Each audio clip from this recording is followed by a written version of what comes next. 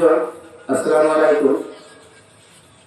আমার দোকানের পক্ষ থেকে আপনাদের হালকা দাওয়াত দেওয়া হয়েছিল, আরেকটি বাড়ি থেকে দাওয়াত দেওয়া হয়েছে। যখন যেখানে পাওয়া গেছে সেভাবে হালকা গার্ডের মাধ্যমে দাওয়াত দেওয়া হয়েছে। আপনারা এখন পর্যন্ত সবাই হালকাতে অংশগ্রহণ করেন নাই।